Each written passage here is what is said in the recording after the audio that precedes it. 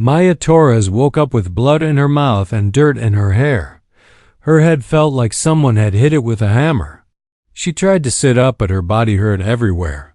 The escape pod around her was broken and smoking. Pieces of metal stuck out at strange angles. She remembered the attack on her ship. Pirates had come out of nowhere, firing at the transport vessel. Captain Brooks had shouted orders to get to the escape pods. Maya had barely made it to one before the ship exploded. Now she was here. Wherever here was. Maya pushed herself up. Slowly. Her uniform was torn and bloody. She checked her body for serious injuries. Her left arm was cut but not broken. Her ribs hurt, but she could breathe okay. She would live, at least for now. The pod's door was stuck. Maya kicked it hard 3 times before it opened. Hot air rushed in, making her cough. The sky above was orange and red, like a sunset that never ended. 2 suns burned in the sky, one bigger than the other. This was not Earth. She climbed out of the pod and looked around. The ground was red dirt and black rocks. Strange plants grew everywhere, with thorns as long as her fingers. In the distance, she could see mountains that looked like broken teeth. Everything seemed dangerous. Maya found her survival pack in the pod. It had water for 3 days, food bars for a week, a small medical kit, and a plasma pistol with 2 power cells. Not much to survive on an alien world, but it was better than nothing. She was checking her pistol when she heard voices. Not human voices. They were deeper, rougher, like animals trying to talk. Maya hid behind her pod and listened. The voices were getting closer. 3 creatures walked into view. They were huge, at least 8 feet tall, with green scales and yellow eyes. They walked on 2 legs like humans but had long tails and claws instead of fingers. Their heads looked like giant lizards. Each one carried weapons that looked like they could cut a person in half. The leader pointed at Maya's pod and said something in their language. It sounded angry. The other 2 spread out, looking for something. Looking for her. Maya knew she had 2 choices. She could try to run and probably die tired, or she could face them. Her military training kicked in. Never run unless you have a plan. Always know your enemy before you fight. She stood up with her hands visible but not empty. Her pistol was ready but not pointed at them. The 3 aliens turned to look at her. Their eyes were like a snake's eyes, cold and hungry. The leader stepped forward. He had scars all over his face and arms. Old battle wounds. This one had survived many fights. He looked at Maya like she was a bug he might step on. He said something in his language. Maya shook her head and pointed to herself. Maya, she said slowly. Human. The scarred leader laughed. It was not a nice sound. He said something to the other 2 and they laughed too. One of them made a gesture like snapping something in half. Maya understood. They thought she was weak. They thought she would be easy to kill. The leader spoke again, slower this time. Maya caught some words that sounded familiar. She had studied alien languages in the military. This sounded like Vorthik, one of the warrior races. If these were Vorthik, she was in serious trouble. They were known for eating their enemies. The scarred one stepped closer. Maya could smell him now. He smelled like blood and metal. His claws were stained dark brown, old blood. He reached out toward her like he was going to grab her. Maya moved fast. She stepped back and raised her pistol. The 3 Vorthik froze. They had not expected the small human to be armed. The leader's eyes changed. He looked interested now instead of bored. He spoke to the other 2. They moved to surround her. Maya kept her pistol pointed at the leader's chest. If she was going to die, she would take their leader with her. That might make them think twice. The leader held up one clawed hand. The other 2 stopped moving. He looked at Maya with new respect. Then he did something that surprised her. He took his weapon and stuck it in the ground. He was not giving up his weapon, but he was not threatening her either. He pointed to himself. "Vecmer," he said. Then he pointed to Maya and made a questioning sound. Maya kept her pistol ready but lowered it slightly. "Maya Torres," she said. Vecmer nodded. He said something to his companions. They did not look happy, but they did not attack. Instead, they started setting up a camp. Maya realized what was happening. They were not going to kill her right now. They were going to keep her dead as the alien sun set. Maya found herself sitting by a fire with 3 of the most dangerous predators in the galaxy. They gave her water and some kind of meat that did not taste too bad. She ate it without asking what animal it came from. Vecmer watched her eat. He seemed curious about this small human who had not run or begged for her life. Maya watched him back. She was learning already. These Vorthik respected strength. They had kept her alive because she had shown them she was not afraid to fight.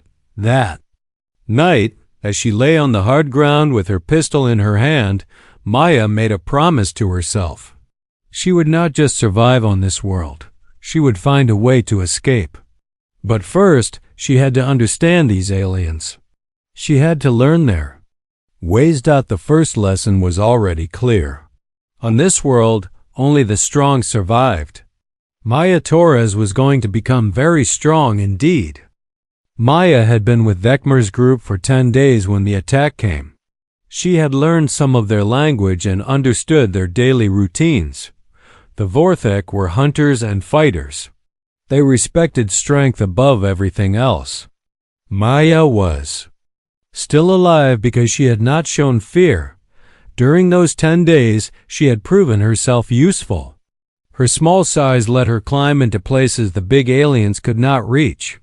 Her quick reflexes helped her spot dangers before the others.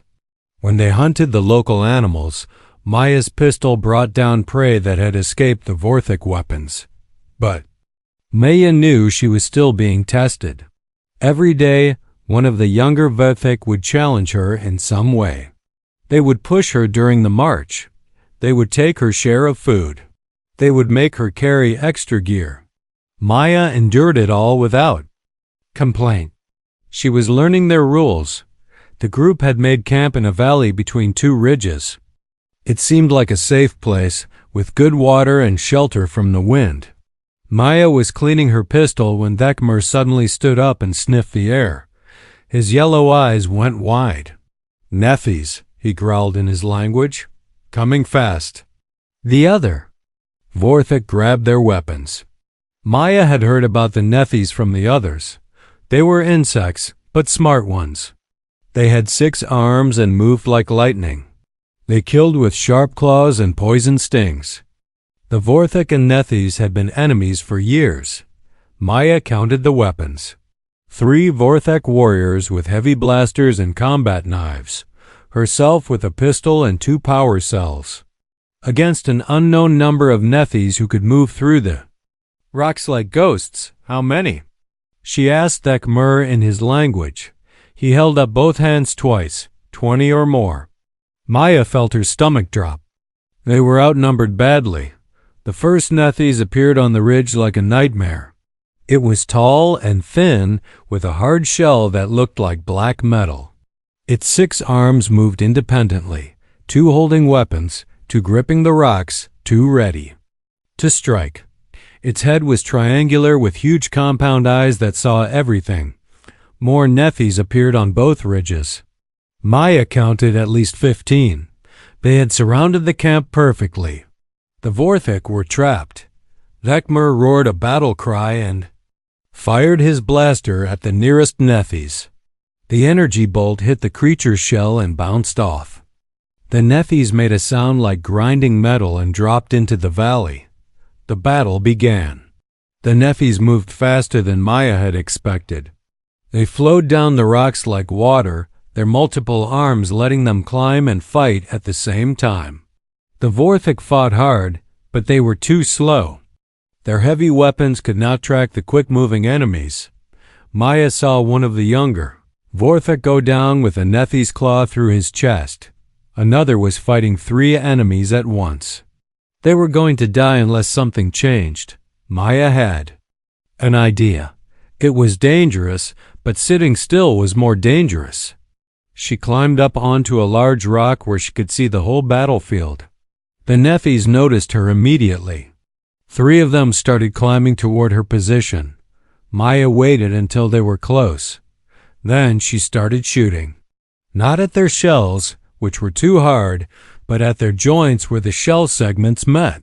Her plasma bolts cut through the softer parts, dropping the first Nephis. The second one kept coming despite losing 2 arms. Maya put 3 shots into its head before it stopped moving. The third Nephis reached her rock. It was huge up close, with claws as long as kitchen knives. Maya rolled sideways as it struck. The claws scraped against the rock where her head had been. She came up shooting, putting her last shots into the creature's neck. Her pistol was empty. She grabbed the fallen Nephis' weapon, some kind of energy rifle. She had never used one before, but weapons were weapons.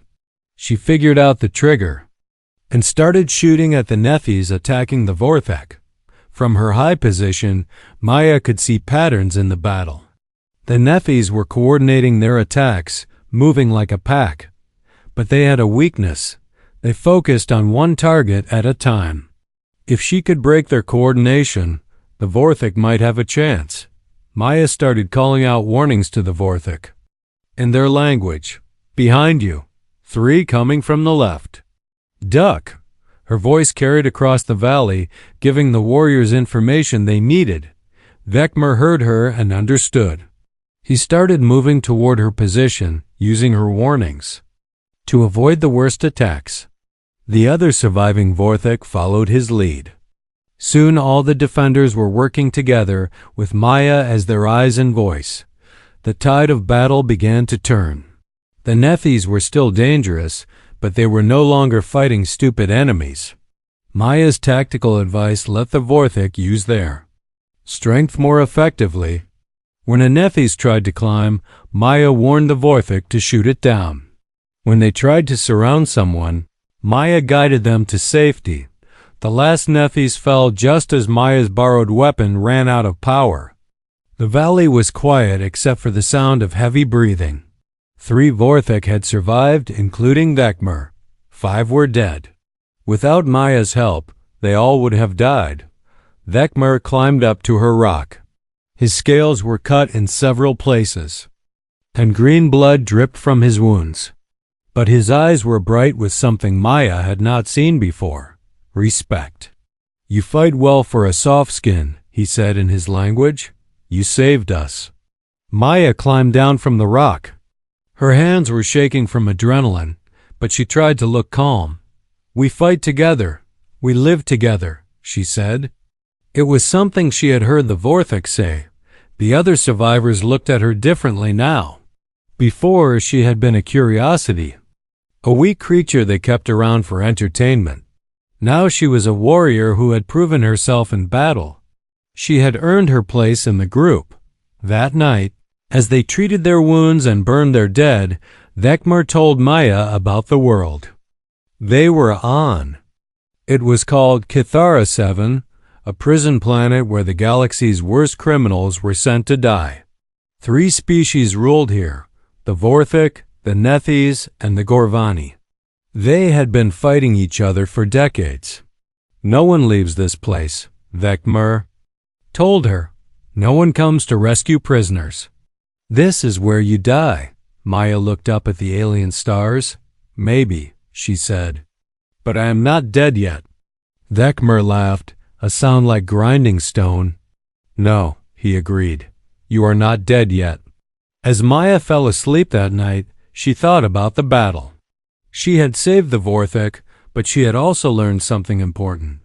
These alien warriors were tough and brave, but they did not think like soldiers. They fought like individuals, not like a team. That was their weakness.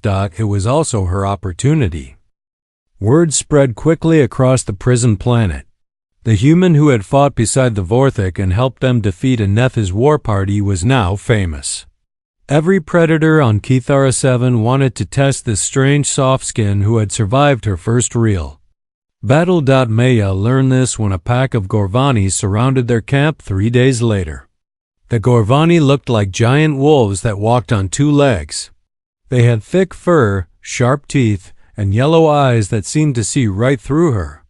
Unlike the Vorthik and Nethys, the Gorvani could speak to each other without making sounds. They used their minds to share thoughts. The pack leader was a female named Zarath. She was smaller than the males but moved with the confidence of someone who had never lost a fight. Her black fur was marked with silver scars, each one a story of survival.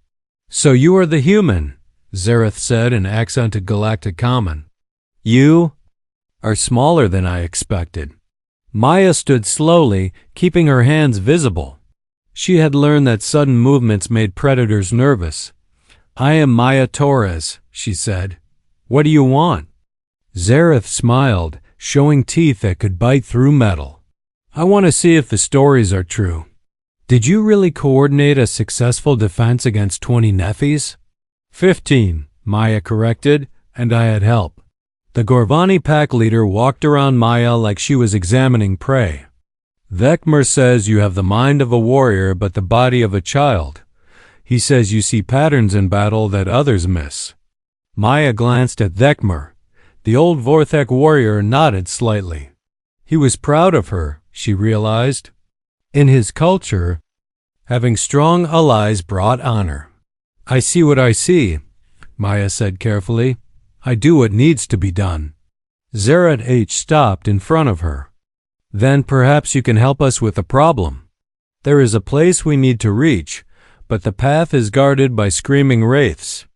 They hunt in the deep valleys when the storms come. My pack has tried 3 times to get through. We have lost 5 warriors." Maya had heard about the screaming wraiths from other Vorthik. They were native to this planet, creatures made of pure energy that fed on the life force of other beings. They were nearly impossible to kill with normal weapons.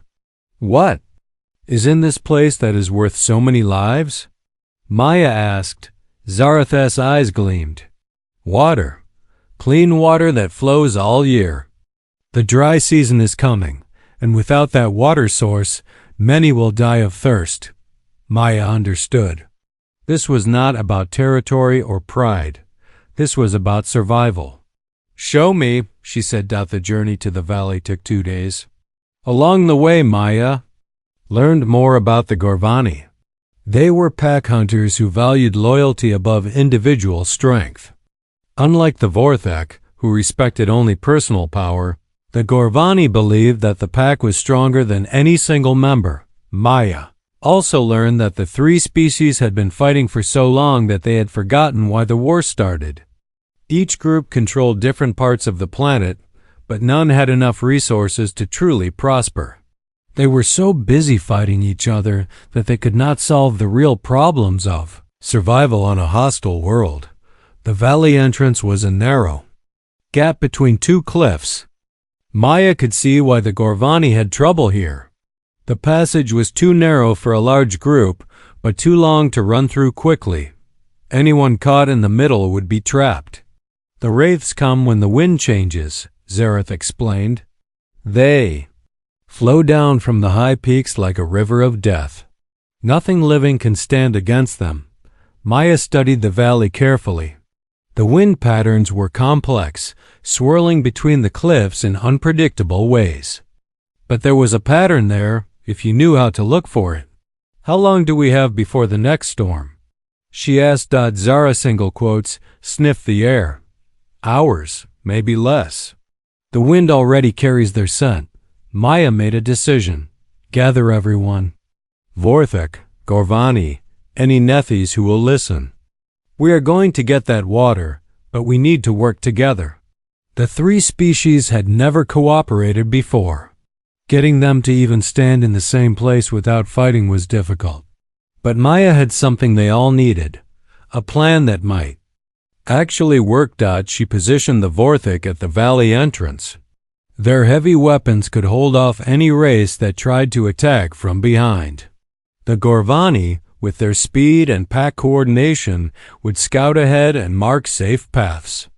The few Nethys who had joined them would use their climbing ability to watch from the cliffs above. When the storm comes, Maya told them, the wraiths will follow the main wind currents.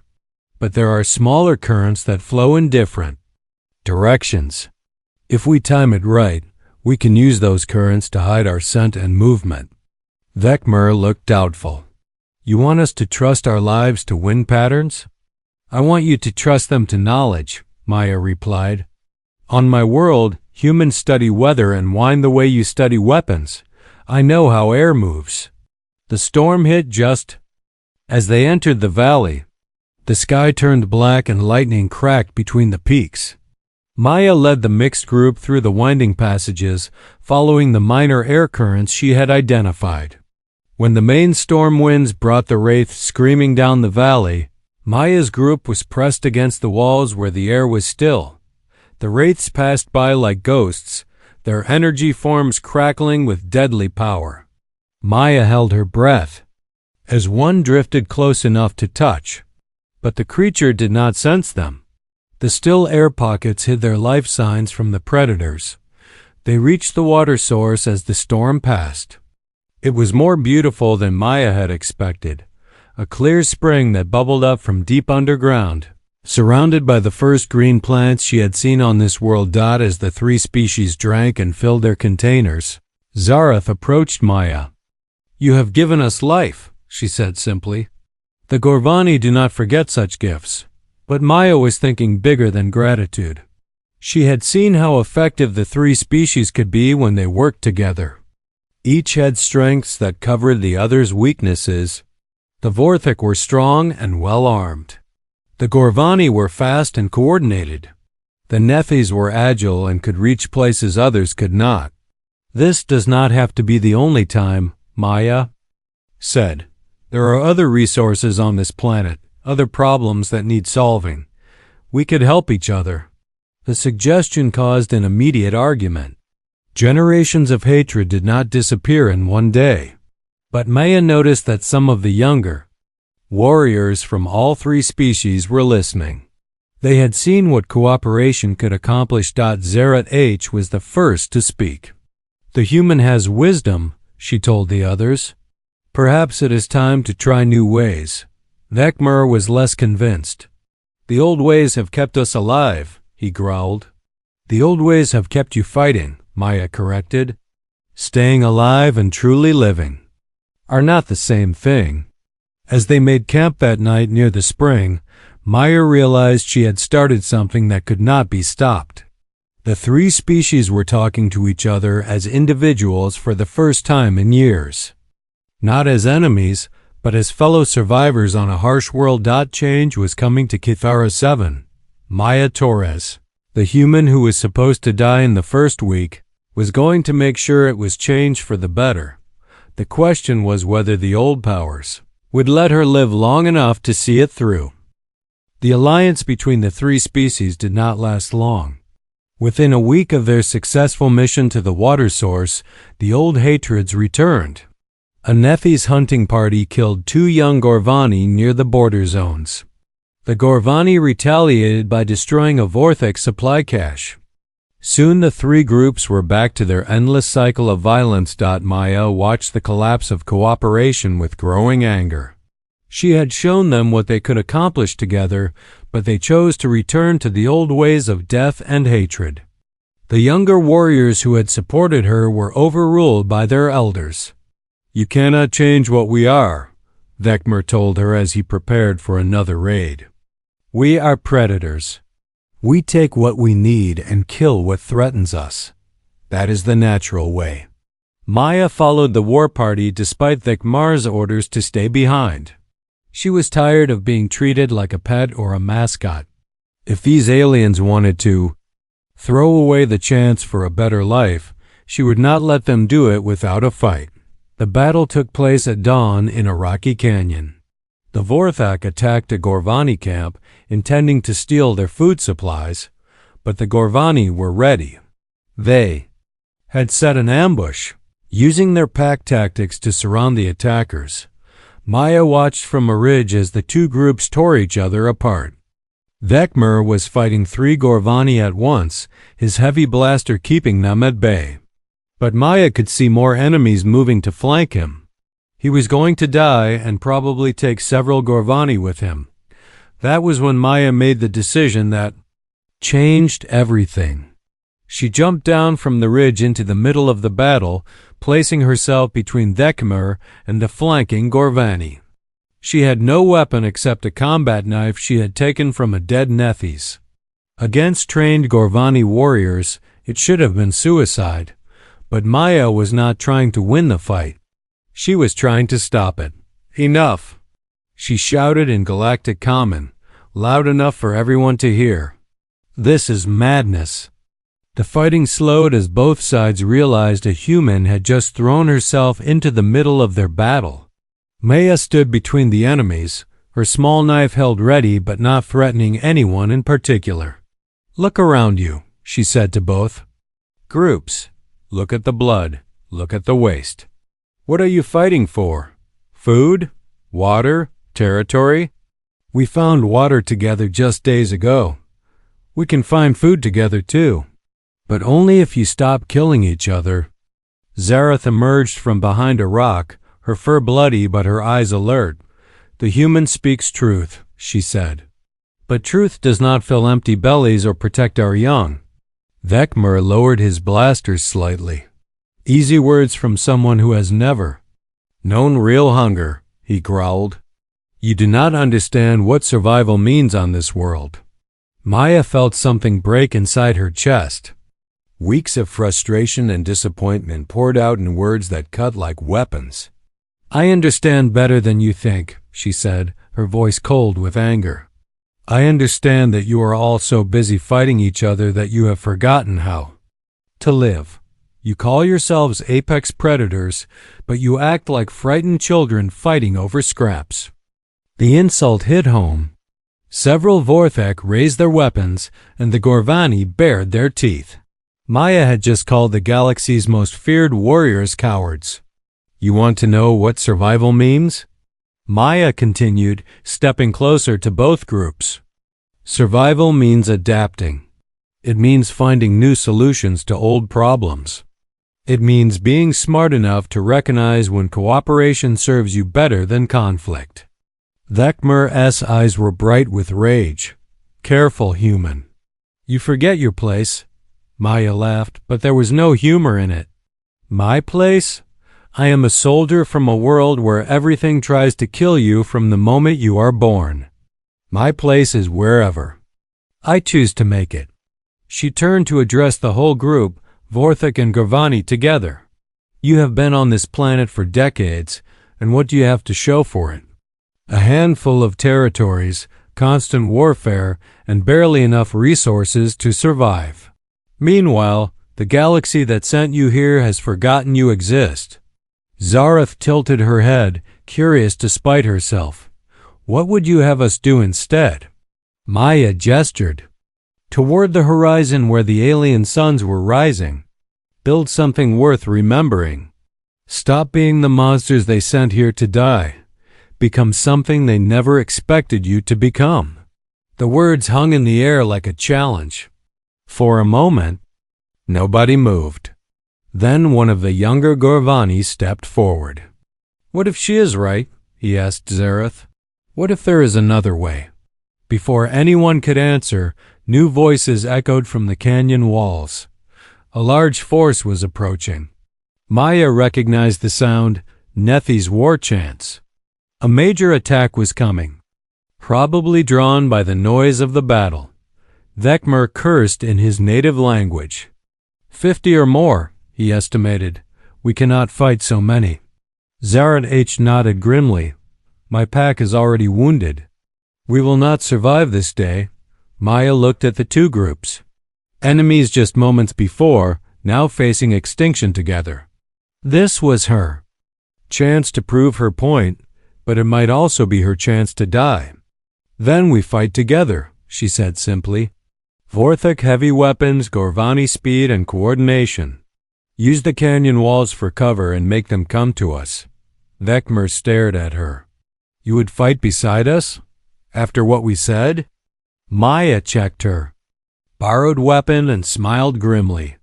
I told you I choose my own place. Today, my place is with anyone brave enough to try something new. The Nephi's attack came like a black wave, flowing over the canyon walls and through the narrow passages. But this time, the defenders were ready. Maya coordinated the defense, using her tactical training to position fighters where they could do the most good. The Vorthok held the main passages with their heavy firepower. The Gorvani used their mobility to strike at enemy flanks and retreat. Before the Nethys could respond, Maya moved between both groups, carrying messages and ammunition, making sure everyone knew what the others were doing. The battle was fierce but short. The Nethys had expected to find two weakened groups fighting each other.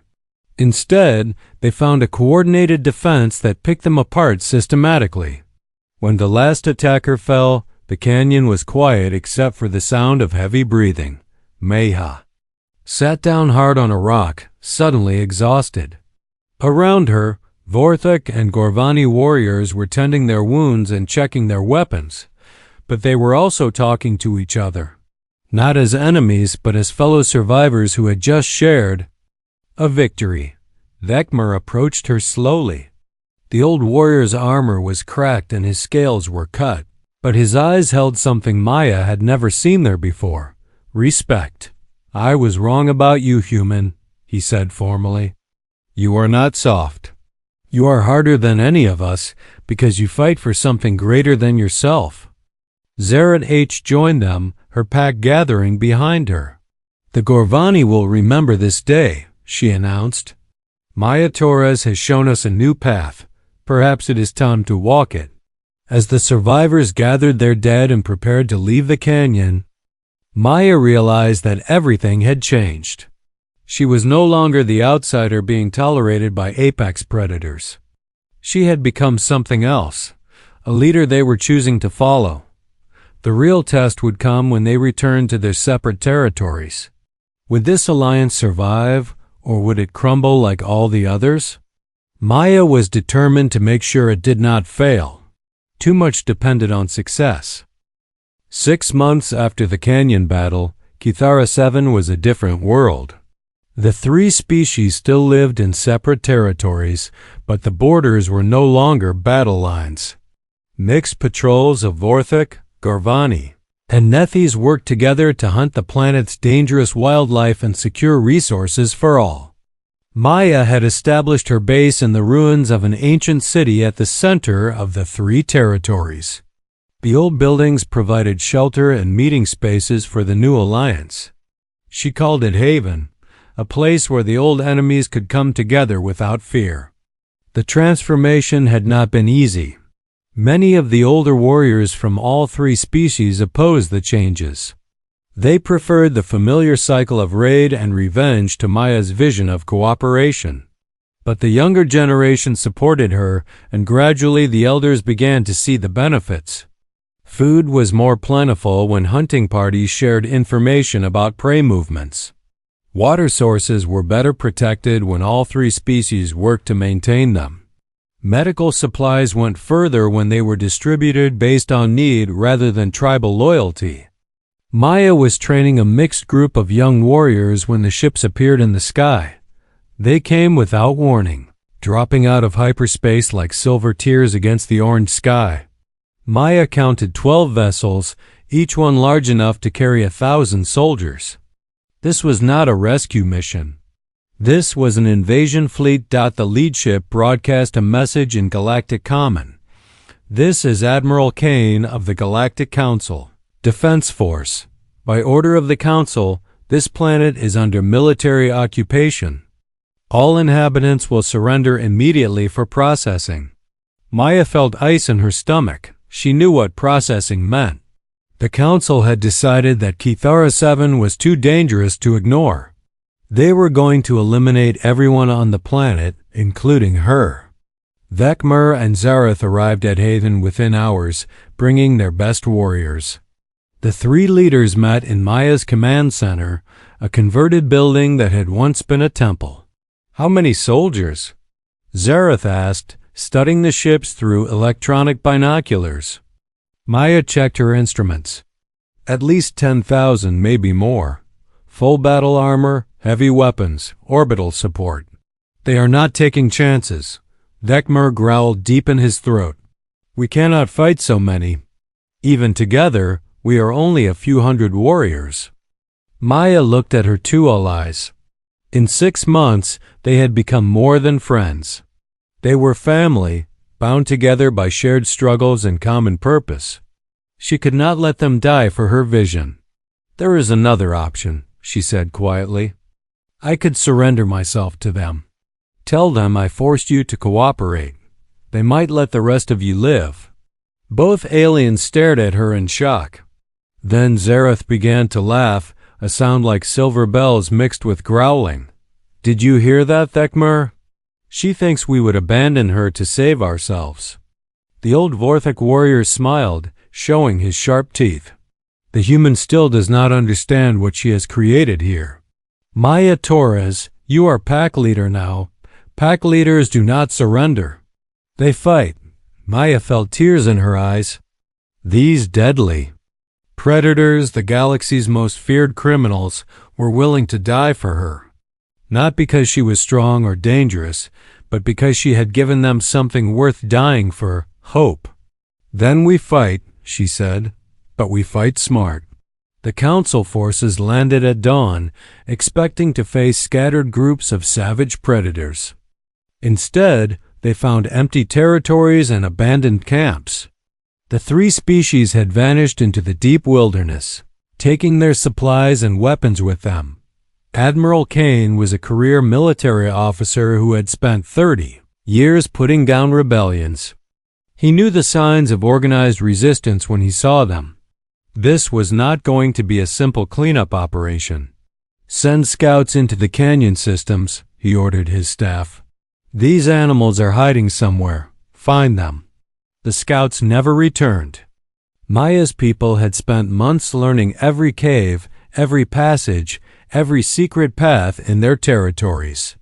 The Council soldiers were walking into a maze where their enemies knew every stone.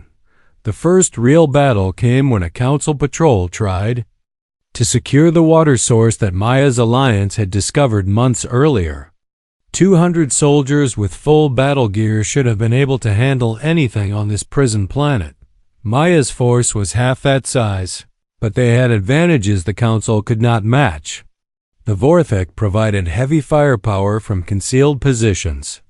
The Gorvani used their speed to strike at enemy flanks and disappear before the soldiers could respond. The Nethys climbed down the cliff walls to attack from above. Most importantly, they all worked together under Maya's coordination. She had studied military tactics her entire adult life, and she knew how to use each species' strengths to maximum effect. The Council patrol was wiped out in less than an hour. Admiral Kane received the news in his command ship with growing respect for his enemies.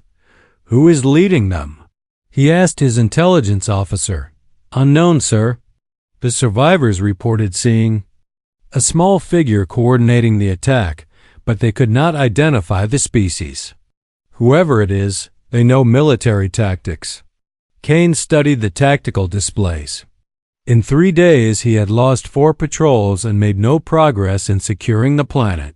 His superiors were asking uncomfortable questions about his competence. "Double the patrols," he ordered, "and bring down the heavy artillery. If we cannot capture these criminals, we will burn them out." Maya received word of the new orders from her scouts. The Council was preparing to use orbital bombardment to destroy the cave systems where her people were hiding. Hundreds would die in the first strike. She called a war council that night in the deepest cave they had found. Representatives from all 3 species gathered around a small fire, their faces grim in the flickering light. "We cannot hide from orbital weapons," Thekmer stated. The caves will become our tombs. Zareth nodded agreement. My scouts report that they are targeting the largest cave systems first. We have perhaps 2 days before the bombardment begins. Maya studied the crude map they had drawn on the cave wall. The Council forces were concentrated around their landing sites, with patrols extending outward in predictable patterns. It was a textbook military deployment, which meant it had textbook weaknesses. We are not going to hide anymore, she announced. We are going to attack. The aliens looked at her in surprise. Attack a force 10 times their size? It sounded like suicide. The Council thinks they are fighting savage animals, Maya explained. They expect us to run and hide. They do not expect us to bring the fight to them. She pointed to the landing sites on the map. Their ships are their weakness. Without orbital support, they are just soldiers on a hostile planet. If we can capture or destroy their ships, we win. The plan was ambitious and dangerous. 3. Coordinated strikes at the main landing sites, timed to happen simultaneously. Each species would take one target, using their particular strengths to maximum advantage. The Vorthik would assault the heavy cruiser that served as Kane's flagship. Their natural armor and heavy weapons made them ideal for a frontal assault. The Gorvani would target the troop transport ships, using their speed to plant explosives before the defenders could react. The Nethys would infiltrate the supply depot, using their climbing abilities to approach from unexpected angles. Maya would coordinate all 3 attacks from a central position, maintaining communication between the groups and adapting the plan as needed. The attacks began at midnight. Maya watched from a hilltop as explosions lit up the sky across the planet. The Vorthik charge was like a force of nature, unstoppable and terrifying. The Gorvani moved like ghosts, appearing and disappearing before the Council soldiers could target them. The Nethys struck from above like deadly spiders, their multiple arms making them impossible to track in the darkness. Admiral Kane's flagship was the first to fall. Thekmer led his warriors up the landing ramp, their weapons cutting through the ship's defenses like they were made of paper. The admiral himself died fighting, but his death only inspired the Vorthik to greater fury. One by one, the Council ships fell silent. Within 4 hours, Maya's forces had captured or destroyed the entire invasion fleet. The surviving Council soldiers found themselves stranded on a hostile planet, surrounded by enemies who had just proven they could outfight the galaxy's best. As the sun rose over Cathara 7, Maya stood in the ruins of the Council Command Center. Around her, warriors from 3 species worked side by side, securing prisoners and salvaging equipment. The old enemies had become something new, a unified force that could challenge the galaxy's greatest military power. Zareth approached her, carrying a communication device taken from the flagship. The Council ships in orbit are requesting orders, she reported. What should we tell them? Maya took the device and activated the general broadcast frequency. Her voice carried to every Council ship in the system and through them to the entire galaxy. This is Maya Torres, leader of the Cathara 7 Alliance, she announced. Your invasion fleet has been destroyed. Your soldiers are our prisoners. If you want them back, you will negotiate. The response came quickly from the orbital fleet commander. This is Captain Rodriguez of the Council, Defense Force. We demand the immediate release of our personnel and your unconditional surrender. Maya smiled, though the captain could not see it. I think you misunderstand the situation, Captain. You are not in a position to demand anything. We are, she gestured to her allies, who began broadcasting IMAG.